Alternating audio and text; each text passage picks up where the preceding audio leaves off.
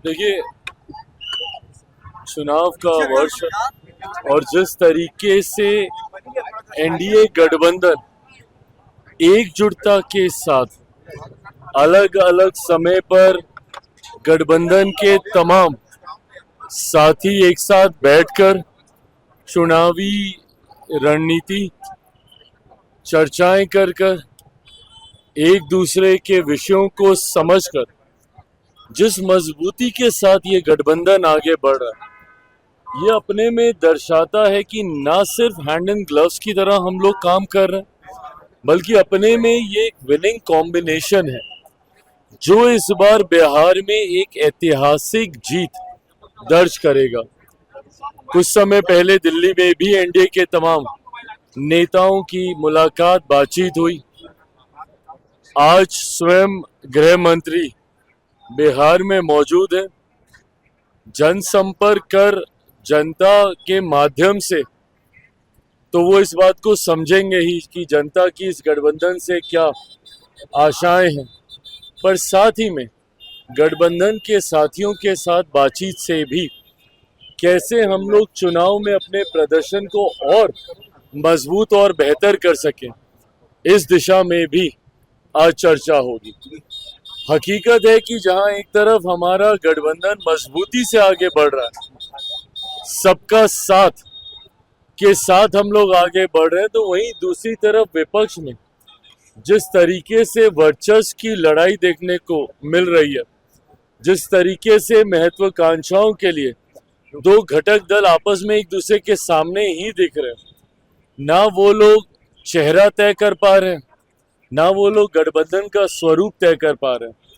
राजद कांग्रेस में जिस तरीके से दरारें देखने को मिल रही हैं, ये दर्शाता है कि एक तरफ बिखरा हुआ विपक्ष और दूसरी तरफ मजबूत एनडीए एक ऐतिहासिक जीत की ओर हम लोग अग्रसर हो रहे हैं, इसमें कहीं कोई संदेह नहीं। सरकार ने बिहार आने के लिए 14 अप्रैल से जो आपके चाचा है पशुपति कुमार पारस, वो दलित सेना का रैली का आयोजन कर रहे हैं, कैसे देख रहे हैं? करे भैया, समय समय पे होना। सर, बिहार सरकार अदालत गई है। चारा घोटाला में जो 950 करोड़ घपला हुआ था, उसको वसूलने के लिए जो नेता लोग इसमें शामिल थे, उनकी प्रॉपर्टीज बेची जाएगी। सर, कैसे देखते हैं इसको? देखिए, होना चाहिए। जिस तरीके से कुछ लोग अपनी जेब भरने के लिए जनता के पैसे को लूटने का काम करते हैं, ऐसे में जरूरी है कि उस लूटे हुए पैसे से जो संपत्ति उन लोगों ने अर्जित की है, उसके माध्यम से जितनी रिकवरी हो सके, जितना धन जो कि सरकार का है, जो कि जनता का है, जो कि जनता के लिए इस्तेमाल किया जाना चाहिए, उसकी रिकवरी जितनी संभव हो की जानी चाहिए। और बिल को लेकर के पार्टी का क्या चेहरे पे जोर लगेगा? फैसला भी आ गया, याचिकाओं को खारिज कर दिया हाईकोर्ट ने, अब क्या? देखिए, अंतोगत्वा किस तरीके से छात्रों को न्याय मिले, ये प्रयास हम लोगों का था। न्यायालय में ये विषय गया, अंतोगत्वा न्यायालय के फैसले का हम सब सम्मान करते हैं।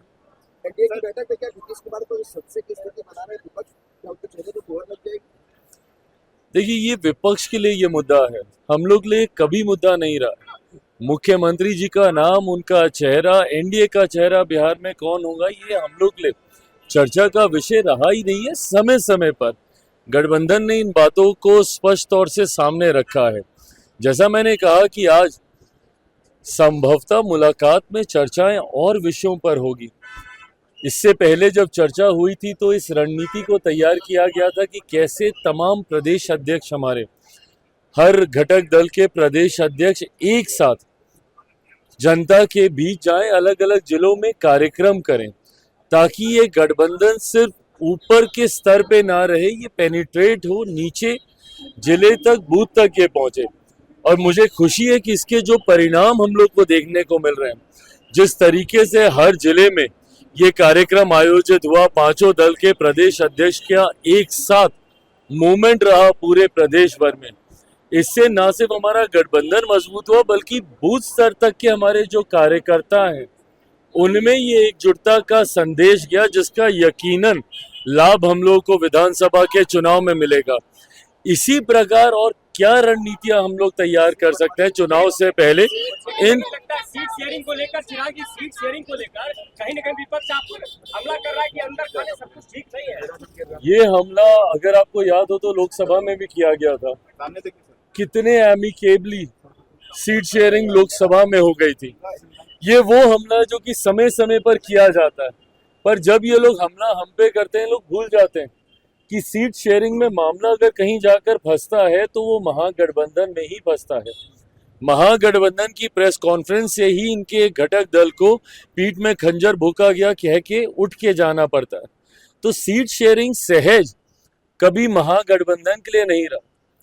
अभी तो 60 सीटें कितनी बार दी थी कांग्रेस को पिछली बार, 60-70 सीटें जो भी दी थी, 70 सीटें।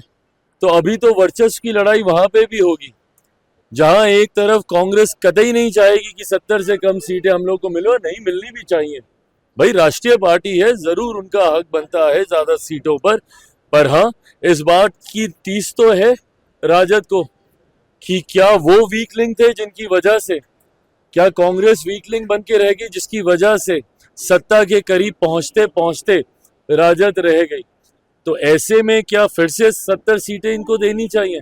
तो सीट शेयरिंग मुश्किल महागठबंधन के लिए होने वाला है। एनडीए के लिए बहुत सहजता से, जैसे लोकसभा में हम लोगों ने सीटों का बंटवारा कर लिया, विधानसभा में भी हो जाए।